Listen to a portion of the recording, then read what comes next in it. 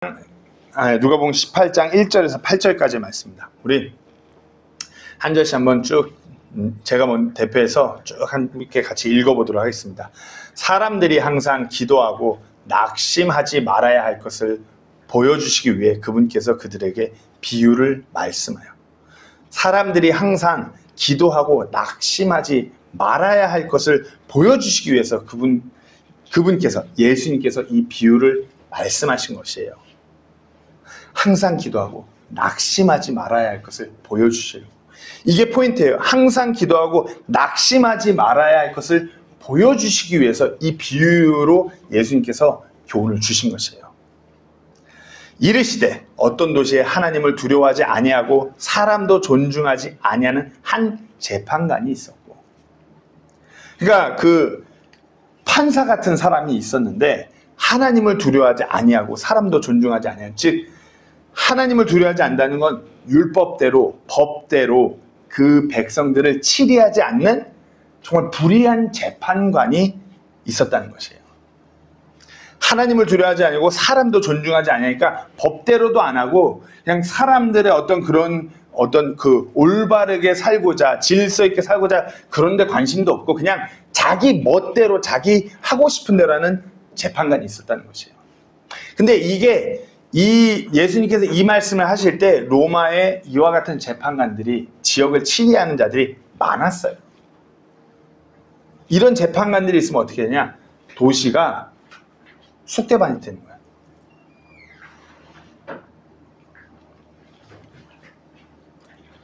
자, 3절입니다. 그 도시에 한 과부가 있었는데 그녀가 그에게 가서 이르기를 내 대적에게 내 원수를 갚아주소서 하였으나. 그러니까 그와 같이 질서가 없고 법이 무너진 정말 그냥 자기 마음대로 하는 재판관이 치리하는 도시에 과부가 있었대요.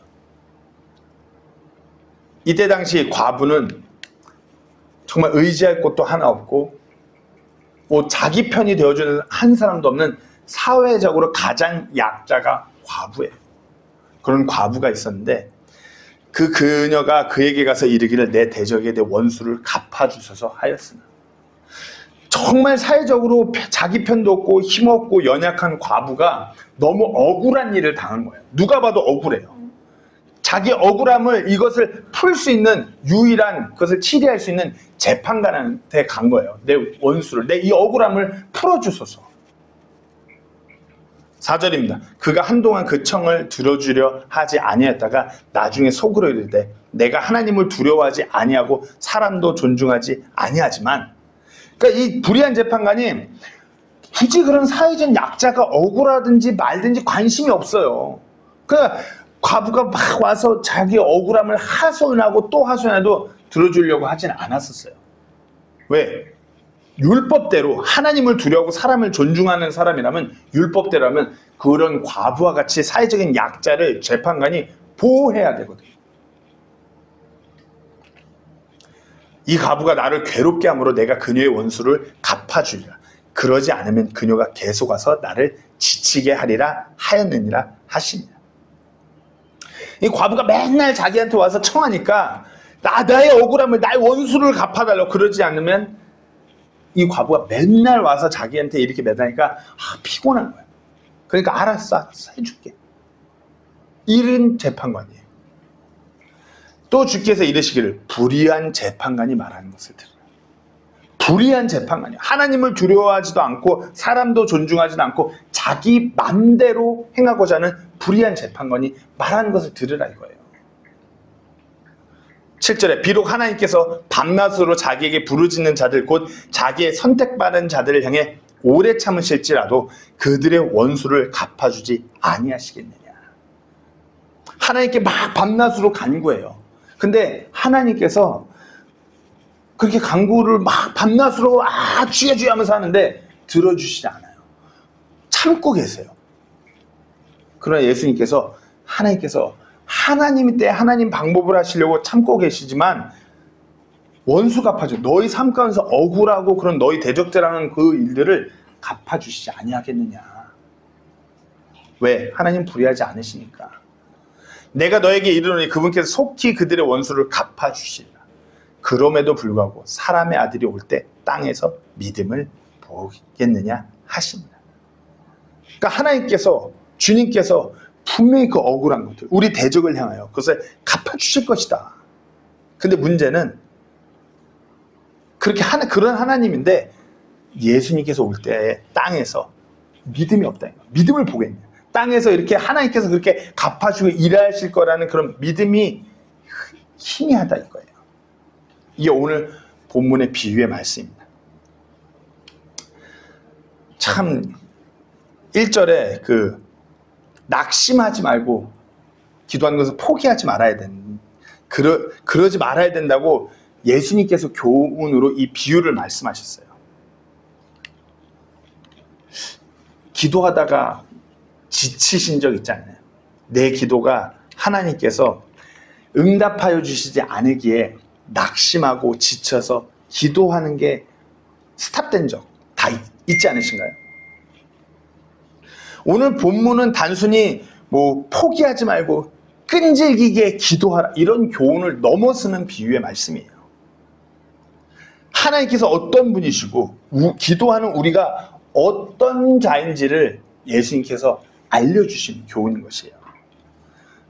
하지만 많은 교회들에서 과거에 우리나라의 그런 은사주의 그런 교회에서 잘못된 교리를 통해서 끈질기게 밤낮으로 주님께 부르짖으면서 주님을 귀찮게 악착같이 물고 늘어져야 하나님께서 응답하신다. 이렇게 그릇된 가르침으로 이 비유를 통해서 가르치다 보니까 사람들이 기도하다가 낙심하고 지치는 거예요. 이 말씀대로라면. 마치 하나님이 그 불의한 재판관처럼 느껴지는 것이에요. 내가 악착같이 기도하는데 하나님께서 내 기도를 왜 귀찮아하시나? 왜 응답하시지 않나? 그러면서 낙심이 되고 기도를 점점 포기해요. 나 그렇게 더 끈질게 해야 돼. 이만큼 했는데 더는 못하겠는데. 그러면 교회 가면 더 악착같이 기도하십시오. 더 간구하십시오. 이 비유의 말씀을 들으면 더 낙심되고 기도를 더 포기하게 되는 것 같아요. 제 개인적으로도 이 비유의 말씀이 하나님을 향해서 아주 끈질기게 악착같이 이 과부처럼 매달리는 기도를 그렇게 항상 기도해야 된다면 제 개인적으로 저도 지쳐 나가 떨어질 것 같아요. 그러나 오늘 예수님께서 낙심하고 기도하는 것을 포기하지 말아야 할 것을 알려주시는데 이 비유로 말씀하신 것은 그렇지 않게 하기 위해서요. 우리가 낙심하지 않게 하기 위해서, 우리가 기도하는 것을 포기하지 않게 하기 위해서 이 비유의 말씀을 통해서 교훈을 주신 것이에요. 어려운 인생 가운데서, 험난한 인생 가운데서 예수님의 이 비유의 말씀이 우리에게 위로와 격려가 되는 것이에요. 저 개인적으로도 말씀을 준비하면서 이 비유가 위로와 격려가 되었습니다. 오늘 이 비유의 말씀을 우리가 조금 더 들어가 살펴볼 때 여기 계신 우리 모두에게 위로와 격려가 되기를 소망합니다. 이 비유에서 첫 번째 메인 포인트는 불의한 재판관과 그런 과부의 이야기예요. 불의한 재판관과 과부의 이야기인데 여기서 첫 번째 포인트는 주님은 공의로운 재판관이라는 거예요.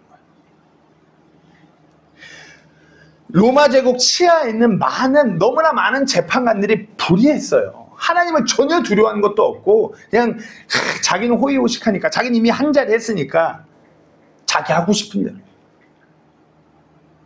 돈과 권력에 의해서만 움직이는 그런 재판관들, 너무나 불의한 그런 위정자 재판관들이었어요. 보면 이제 이르시되 어떤 도시에 하나님을 두려워하지 아니하고 사람도 존중하지 아니하는 한 재판관이 있었고 4절 5절에 그가 한동안 그 청을 두려주려 하지 아니하다고. 그러니까 아무리 억울한 과부가 와도 그걸 자기가 애써 나서서 그걸 해결할 필요가 없는 거죠.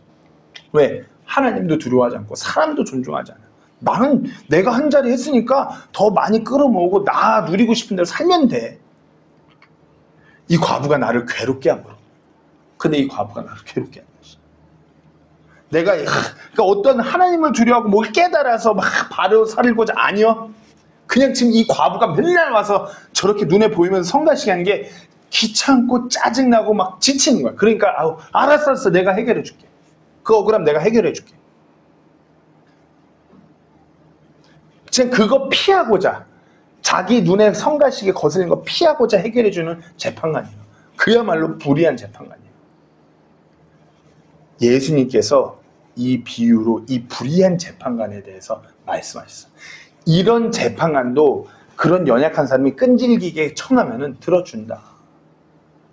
그러나 우리 주님은 이와 같은 재판관이 아니신 것입니다.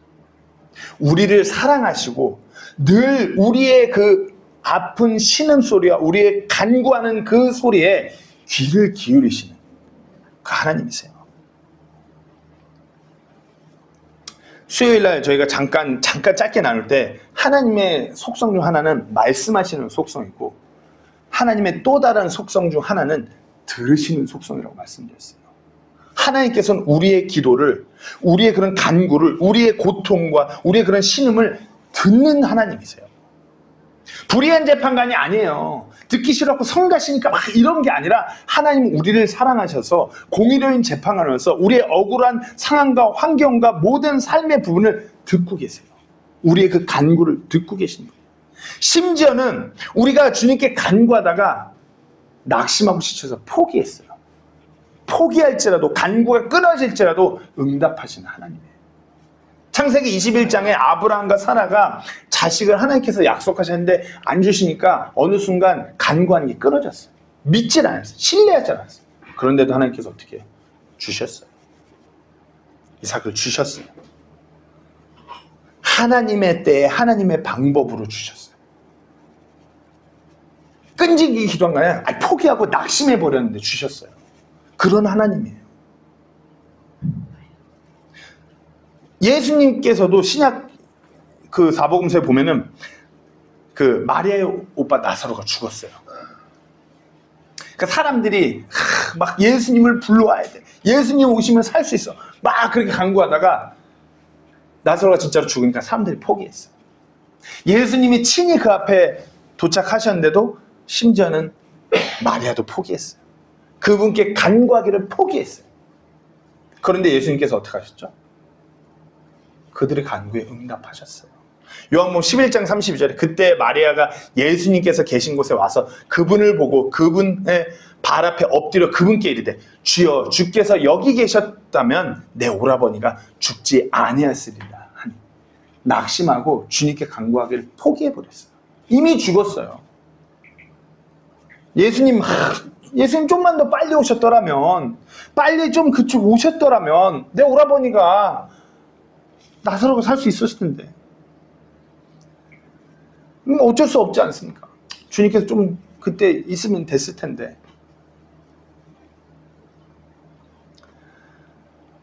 하지만 놓치는 부분이 우리 주님은 공의로운 재판장이시고 전지전능한 분이라는 걸 놓치는 것이에요. 우리의 기도에 귀를 기울이시고 전지전능한 분께서 그분의 때에 일하시는 그런 우리 주 하나님인 것을 우리가 모르는 것이에요. 문제는 이 육신이에요. 우리가 이 눈으로만 보고 이 눈으로 보고 이뤄진 일들로 우리 하나님을 평가해요. 내가 그렇게 그냥 이해하고 넘어가요. 포기한 거예요. 낙심하고 포기한 거예요.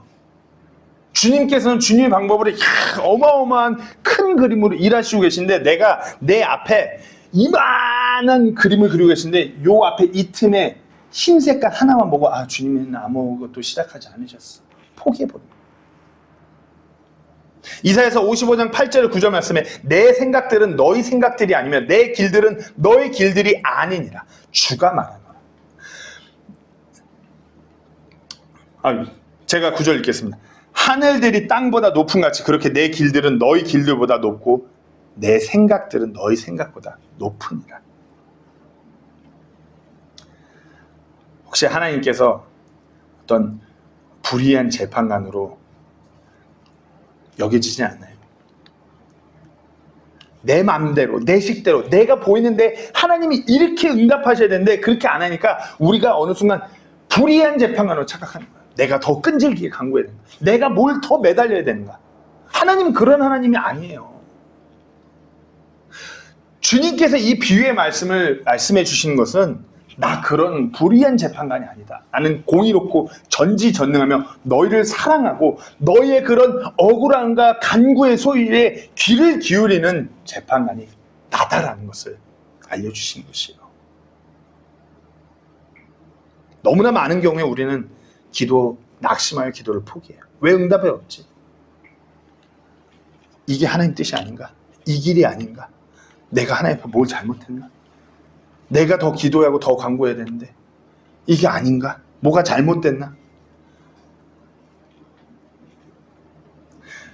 우리의 기도가 늘 하나님께 뭘 주세요, 뭘 해주세요, 뭘 들어주세요, 이런 기도만 하니까 우리의 기도가 잘못되고 하나님께서 이 기도를 들어주시지 않은데도 우리가 모르는 것이에요. 기도는 하나님과의 관계고 소통이에요.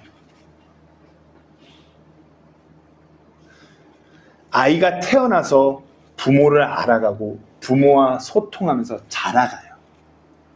그런 소통이 기도인 것이에요.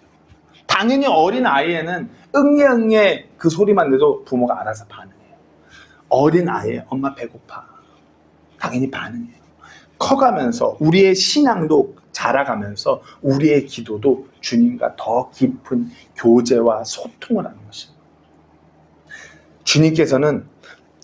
하나님께서 불의한 재판관이 아니라 우리를 너무나 사랑하는 우리 주 하나님, 공의로운 재판관, 전지전능하신 분, 정말 놀랍게 일하시는 분, 우리와 소통하기 원하시기 때문에 낙심하고 기도하는 것을 포기하지 말라고 이 비유로 말씀하시는 것이에요.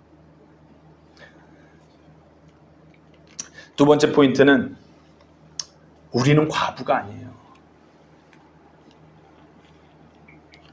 본문 3절에 보면 그 도시에 한 과부가 있었는데 그녀가 그에게 가서 이르기를 내 대적에게 내 원수를 갚아주소 하였습니다. 그 도시에 이렇게 불의한 재판관이 있는 도시에 너무나 억울하고 자기 편도 없고 연약하고 아무것도 할 수 없고, 이때 당시 과부는 젊은 나이에 과부가 되면 삶을 영위해가기 위해서 창녀로 살아갔어야 돼요. 그만큼 자기 편도 없고 있는 거라고 이 몸뚱아리 하나 몸 팔아갖고 이렇게 살아가는 것이에요. 그런 그녀가 그렇게 연약하고 사회적인 약자를 책임져야 되는 재판관을 손수 찾아가는 거죠. 자기 그 억울함 때문에. 내 대적에게 내 원수를 갚아줘서. 기댈 곳도 없고 뭐 하나 누구 내 편도 없고 들어주는 사람도 없고 경제적으로도 너무나 열악하고, 근데 그럼에도 불구하고 너무 억울하게 재판관을 찾아 막 가는 거예요. 찾아가는, 그에게 가는 그 길이 쉽지 않았을 거예요. 과부라는 신분으로. 성경에서는 과부가 제일 약자고 연약한 존재예요. 근데 이 비유에서 우리가 명심해야 되는 건, 우리는 주님이라는 그 공의로운 우리 아버지 하나님 그 재판관 앞에서 우리는 과부가 아니에요. 요한복음 1장 12절 말씀 분명히 말씀하십니다. 그분을 받아들인 자들, 곧 그분의 이름을 믿는 자들에게는 다 하나님의 아들들이 되는 권능을 그분께서 주셨습니다. 우리는 기도할 수 있다는 특권이 우리에게 주어진 것이에요. 주님을 인격적으로 우리가 만나고 받아들였다면 우리에게 이 특권이 있는 것이에요. 간구하고 주님께 기도할 수 있는 특권. 세상 사람과 구원받은 성도의 차이가 여기서 오는 것이에요. 우리는 주님께 간구할 수 있는 특권이 있는 것이에요. 그렇잖아요. 자녀는 자기 부모한테 뭐라고 요청하는 그 특권이 있어요. 정호가 이틀 전부터 아빠 SM 그 스포츠 용품점 가서 배구공 좀 만져보고 싶어. 제가 길 가는 애들이 저한테 그러면 뭐야? 이러고 지나가겠죠. 길 가는 막 필리핀 애들이 꼬레아노 꼬레아노 나 배구샵 데리고 가줘. 배구공 만져볼래. 들은 척도 안 해요. 근데 정호가 얘기하니까 반응하는 거예요. 우리가 뭐 내 편 없고 사회적으로 전혀 기댈 건 없는 그런 과부가 아니에요. 주님 앞에서 우리는 그런 과부가 아니라 하나님의 자녀들인 것이에요. 그렇기 때문에 우리의 간구는 하나님께서 마땅히 들어주시는 것이에요. 성령님께서 때로는 우리 삶 가운데 우리조차도 모르는 그 부분까지도 하나님께 간구를 해주세요. 로마서 8장 26절에 이와 같이 성령께서도 우리의 연약함을 도우시나니 우리가 마땅히 해야 할 방식대로 무엇을 위해 기도할지 알지 못하나 성령께서 말로 할 수 없는 신음으로 친히 우리를 위해 중보하십니다. 때로는 우리의 기도가 너무나 잘못되고 우리가 어떻게 우리 삶을 위해서 기도할지도 몰라요. 구원받은 성도들 안에 그 성령님께서 그 부분마저도 대신 하나님께 간구해 주시는 것이에요. 왜? 우리가 하나님의 자녀들이기 때문에. 우리는 과부가 아닌 것이에요. 하나님의 자녀라는 그 권능, 그 특권이 이와 같은 것이에요. 때문에 우리가 내 사랑하는 주변 사람들에게 예수 그리스도의 그 은혜의 복음을 전하는 이유는 이 특권에 함께 초대하고자, 함께 거하고자 하는 것이에요. 그리고 그런 하나님께서 우리가 자녀되면 하나님께서 우리를 포기하지 않으세요. 과부라면 얼마든지 포기해요. 아유 저거 뭘 굳이 저걸 왜. 그러나 하나님의 자녀들이 주님께 간구하고 주님께 매달리고 주님께 기도하는 그 모든 것들 포기하지 않으세요. 왜? 예수 그리스도의 피를 통해서 우리가 구원받고 그분의 자녀가 됐고 그 피를 통해서 예수님께서 우리의 변호자 되시기 때문에 절대 포기하지 않으세요. 문제는 하나님은 우리를 절대 포기하지 않는데 우리가 하나님을 포기하는 거예요. 이사야서 49장 15절 말씀에 여인이 자기의 젖먹는 자식을 잊을 수 있으며 자기 태에서 난 아들을 불쌍히 여기지 않을 수 있겠느냐. 참으로 그들은 혹시 잊을지라도 나는 너를 잊지 아니하리라. 엄마는 10개월 동안 자기 배에서 품어하고 태어난 자식을 결코 잊을 수 없어요. 엄마는 죽을 때까지 그저 자기 배에서 태어난 그 자식 생각하다 가요. 하지만 자식들은 아니에요. 툭 하면 언제든지 잊어요.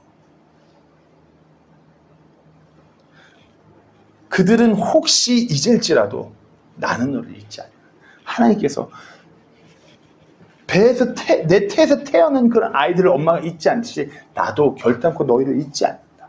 문제는 우리가 잊는다는 것이죠. 우리가 포기해요. 우리가 하나님께 매달리고 간구하고 하나님과 하나님 아버지와 아들로서 소통하는 것을 포기해요.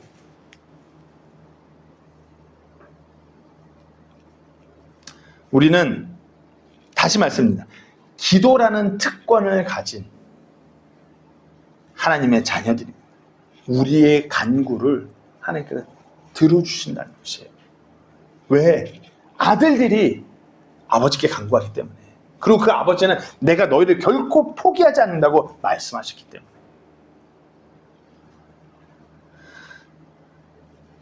세 번째 포인트는 우리는 대적을 상대할 수가 없어요.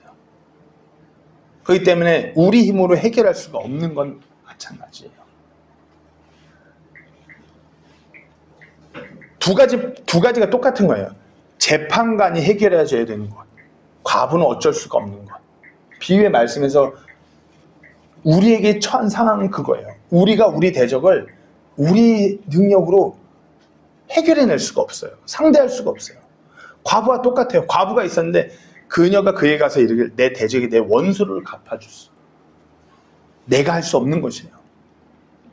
나보다 내 대적이 너무나 크고 힘이 있고 내가 그를 상대할 수가 없어요. 그 앞에서 나는 너무나 연약해요.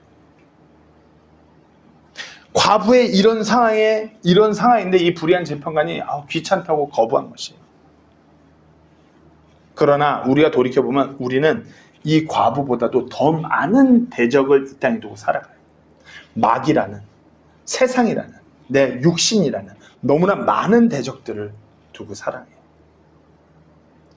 여기서 대적이라는 adversary라는 영어 단어가 쓰였어요.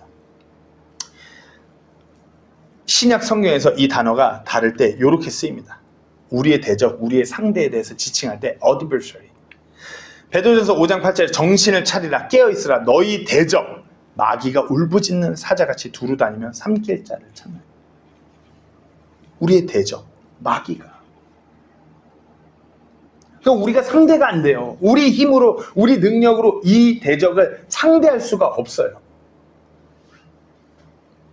마귀는 우리 이 육신에 대해서 너무 잘 알고 있기 때문에 세상이라는 것을 통해서 세상의 어떤 가치관, 쾌락, 돈, 명예, 어떤 지식적인 것,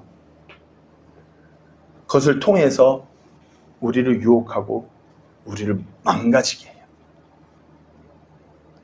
아니면 마귀는 이 육신을 알고 있기 때문에 이 육신의 연약함을 통해서 끊임없이 우리가 하나님을 등지고 죄로 향합니다. 이 육신이 그래요. 왜 우리가 이 땅을 살아갈 때 낙심하고 기도하기를 포기해요? 우리 이 육신 자체가 우리를 그렇게 만들어요. 우리의 감정이, 때로는 우리의 생각이, 우리의 경험들이, 육신이 그만큼 연약한 것이에요. 마귀는 그와 같은 부분을 다 이용하는 것이에요. 우리의 대적 마귀는. 로마서 7장 18절 말씀에 내 안에 곧 내 육신 안에 선한 것이 거하지 아니한 줄을 내가 아노니 원함은 내게 있으나 선한 것을 어떻게 이행할지는 내가 찾지 못하노라. 우리의 현 상황이에요. 원함은 있어요. 내가 구원받은 그리스도인으로서 하나님의 자녀로서 성도로서 그렇게 살고자 하는 원함은 있는데 어떻게 해야 될지 몰라요.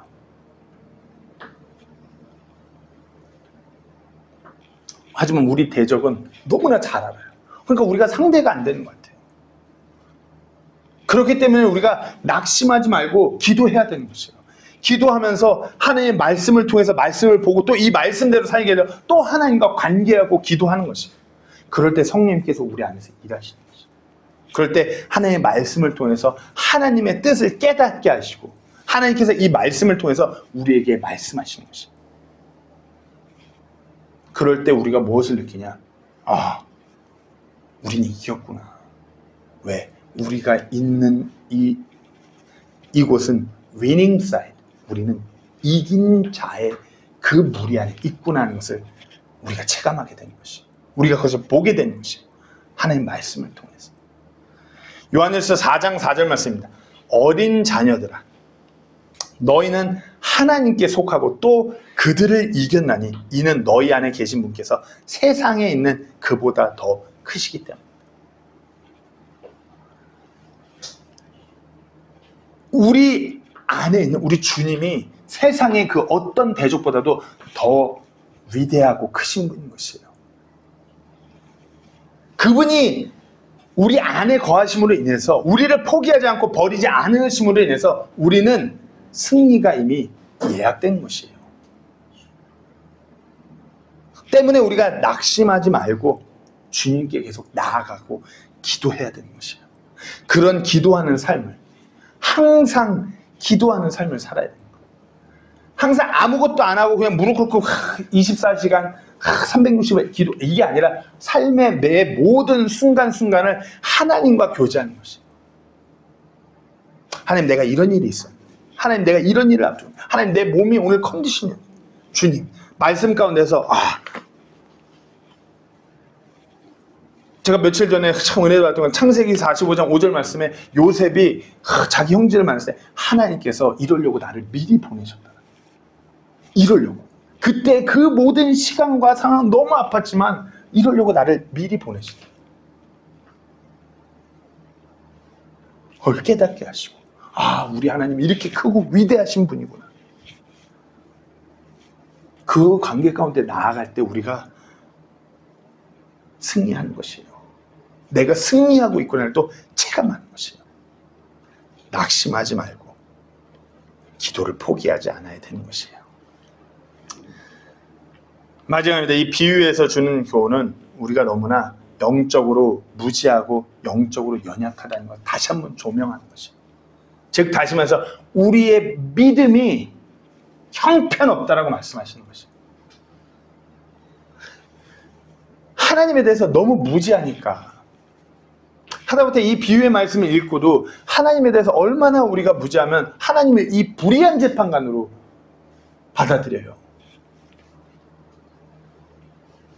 우리가 너무나 연약하기 때문에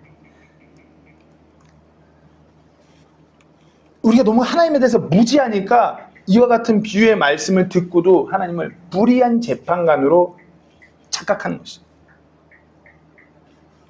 7절 말씀에 비록 하나님께서 밤낮으로 자기에게 부르짖는 자들 곧 자신의 선택받은 자들을 향해 오래 참으실지라도 그들의 원수를 갚아주지 아니하시겠느냐. 우리는 하나님께서 왜 우리의 간구에 우리가 원하는 때에 원하는 대로 이루어지지 않는지 알 수 없어요. 하나님께서는 참으신 것입니다.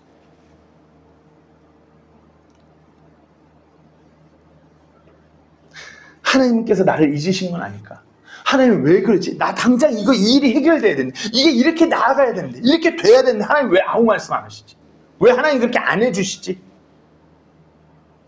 오래 참으실지라도 하나님께서 하나님의 계획과 하나님의 뜻이 있기 때문에 참으세요. 하나님의 마음은 다 해주고 싶은데 완벽하게 우리에게 해주기 위해서 참으세요. 그들의 원수를 갚아주세요. 하나님께서 우리의 대적, 우리의 기도 제목에 응답하신다는 것입니다. 그런데 우리가 몰라요. 우리가 오해해요. 하나님을 원망해요. 하나님께서 그렇게 했는데 상황이 어렵고 고난에 닥치면 이거 아니야. 이거 아닌 것 같아.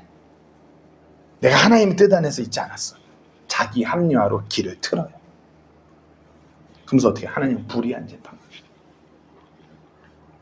8절 말씀에 내가 너에게 이르노니 그분께서 속히 그들의 원수를 갚아주시리라. 그럼에도 불구하고 사람의 아들이 올 때 땅에서 믿음을 보겠느냐. 불의한 재판관과 감히 비교할 수 없는 하나님인데 이 하나님에 대해서 무지하고 이 하나님에 대한 믿음이 없는 것이에요. 마지막 때로 갈수록 즉 사람의 아들이 올 때에는 이 환난이 완전히 다가올 때에는 그만큼 믿음이 희박한 것이에요. 믿음이 보일 수가 없다는 것이에요. 우리가 그런 때에 살아가는 것이에요. 교회라고 하면서 너무나 많은 사람들이 소위 자신은 크리스찬이라고 소개하면서 이미 하나님을 벌써 포기했어요. 그러면서 자기 능력대로, 자기가 배운 대로, 자기가 경험한 대로, 자기가 가지고 있는 능력대로 살아가요. 그런 세상이 됐어요. 너무나 많은 경우에 하나님께 간구하고 하나님의 뜻을 여쭙고 하나님의 은혜를 구하기보다는 이제는 벌써 스마트폰을 통해서 GOD, 갓이 아니라 GPT, AI한테 물어요. 목회의 방향, AI가 설명해줘요. 제가 한번 검색해봤어요. 내가 뭐가 잘못됐나. 목회의 방향, 전도를 어떻게 하고 제자훈련을 어떻게 하고 홈페이지 만들어 어마어마하게 방대한 분량으로 내려와요.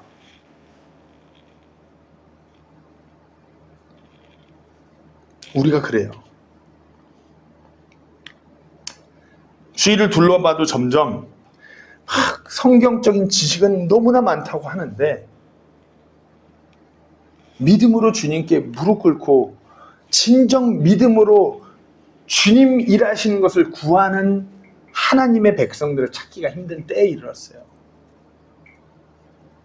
과거에는 성경적인 교리, 성경적인 지식 진짜 바닥이었어요.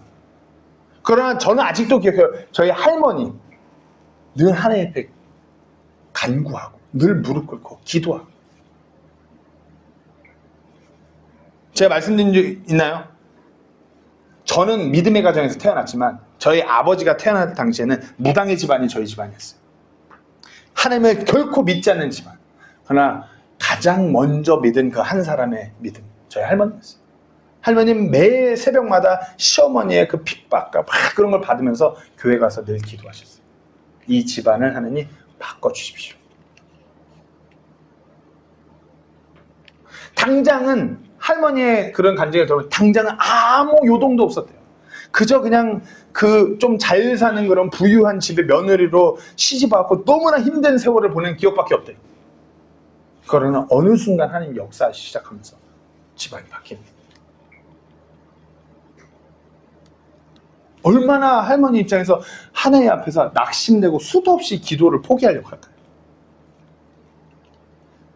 수십 년의 세월을 그렇게 낙심치 않고 하나님과 관계하면서 하나님만 보면 살아가니까 하나님이 응답하시고 하나님의 놀라운 일들을 보게 돼요. 그러나 지금 이 시점에서 그와 같은 믿음이 너무나 흐릿한 때에 살아가고 있어요. 기도는 정말 짧게 해요.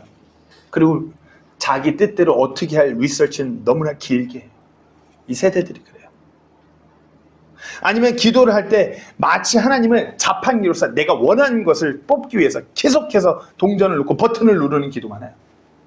하나님, 나 새로운 일을 앞두고 있으니 이거 잘 되게 해주세요. 나 기분이 울적하니까 이거 내 기분 좀 풀어지게 해주세요.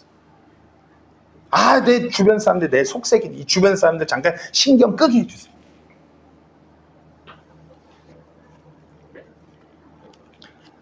하나님을 무슨 불의한 재판관으로, 하나님을 어떤 자판기로 착각하는 거예요. 하나님에 대해서 철저하게 무지하고 믿음이 연약한 것이에요. 로마서 2장 4절 말씀입니다. 혹은 하나님의 선하심이 너를 인도하여 회개하게 하심을 알지 못한 채 네가 그분의 선하심과 관대하심과 오래 참으심의 풍성함을 멸시하느냐.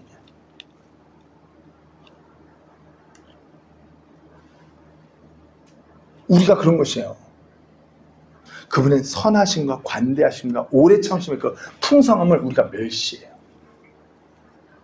하나님에 대해서 무지하고 우리의 믿음이 연약하기 때문에 하나님에 대한 그 믿음이 어긋나고 믿음이 흐릿하고 믿음이 바닥을 치고, 아브라함이 하나님의 약속하신 그 아들을 이삭을 기다리다가 어떻게 해요? 낙심하고 포기해서 인간적으로 한번 그렇게 사라의 여종에게 들어가고 태어난 이스마엘 때문에 지금 지구의 인류 역사가 지금까지도 고통받고 있어요.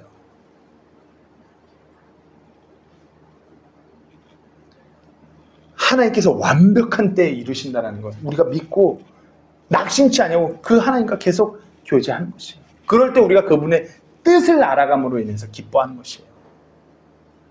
베드로서 3장 9절 말씀에 주께서는 자신의 약속에 대해 어떤 사람들이 더디다고 생각하는 것 같이 더디지 아니하시며 오히려 우리를 향해 오래 참으사 아무도 멸망하지 아니하고 모두 회개에 이르기를 원하시느니라.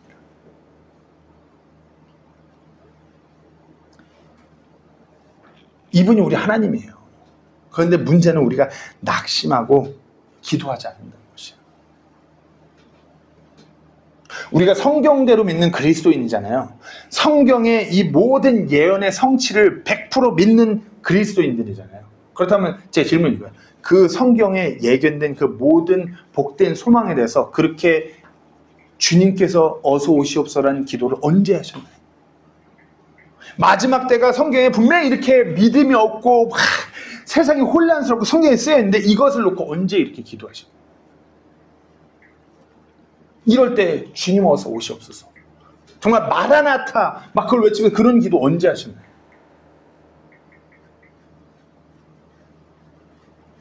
그걸 외치기보다 마지막 때가 어지럽고 뭐하니까 더 잘 살 국리? 더 내 식대로 내 방식대로 할 국리?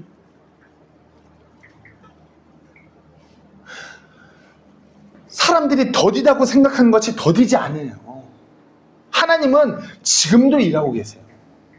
오래 참으셔서 우리 모두가 한 혼이라도 더 구원받기를 원하시기 때문에 하나님의 그런 큰 계획 안에서 지금도 일하고 계신 것이에요. 우리가 너무나 영적으로 무지해요. 믿음이 너무나 연약해요. 믿음을 증대시켜야 돼요. 믿음은 들음에서 오고 들음은 하나님의 말씀에서 오는 것이에요. 우리의 믿음을 성장시켜야 되는 것이에요. 우리가 아이들을 키울 때 아이들이 조금 신생아에서 자라면은 정말 그때부터 부모를 완전 속삭이는 때가 있어요. 미운 4살이라고 하죠.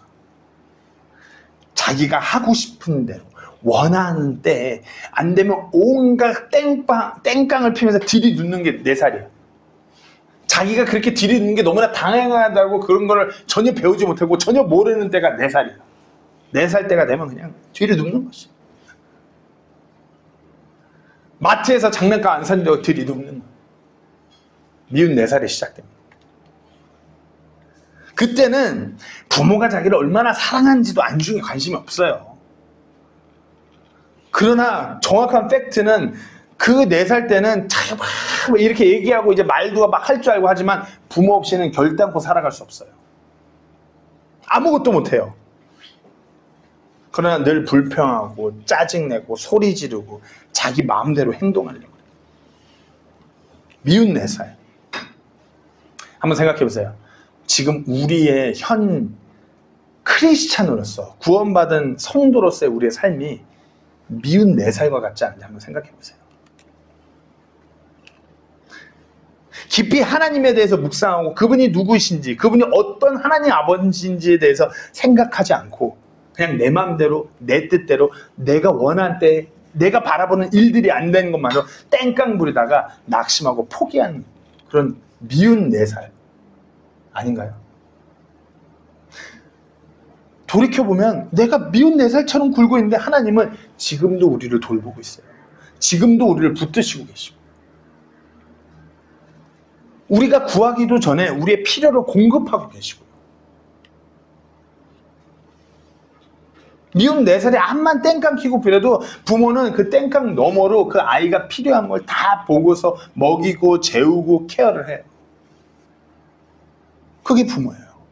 우리가 미운 4살처럼 하나님 앞에 막 땡깡 피고 그래도 하나님께서는 그 너머에서 일하시는 것이에요. 마태복음 6장 8절 말씀에 그러므로 너희는 그들과 같이 되지 말라. 너희의 아버지께서는 너희가 그분께 구하기 전에 너희에게 필요한 것들을 다 아시나니.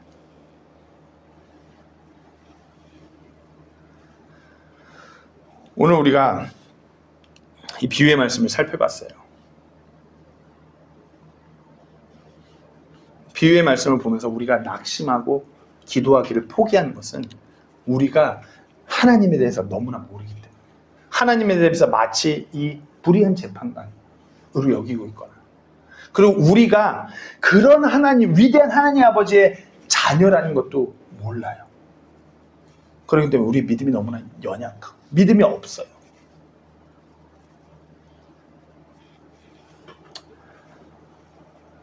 포기하고 쓰러지고 마귀가 우리를 막 휘두르는 대로 그냥 휘저어지고 쓰러지고 폐장경과 같이 병약한 그런 주님의 군사로 하루하루 그냥 쓰러진 채로 살아가는 것이에요. 마무리합니다. 오늘 이 비유가 주는 교훈은 우리가 결단코 낙심할 것이 아니라는 것이에요. 결단코 우리가 기도를 포기해야 될 상황이 아니라는 거예요. 왜?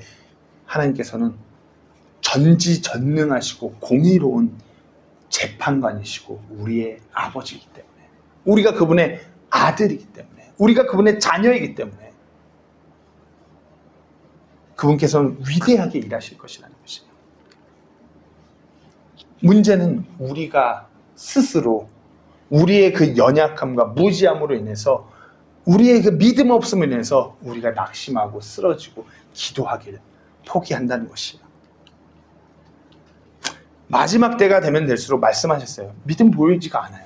그러나 그런 때에 살아갈수록 우리가 우리의 믿음을 더욱더 증대시켜서 주님을 더욱더 붙들고 주님께 간구하고 기도하고 주님과 소통하는 그런 삶으로 주님 오시기를 바라보며 그렇게 주님과 동행하는 우리 모두가 되기를 주님의 이름으로 축복하고 권면드립니다. 기도가 마치겠습니다.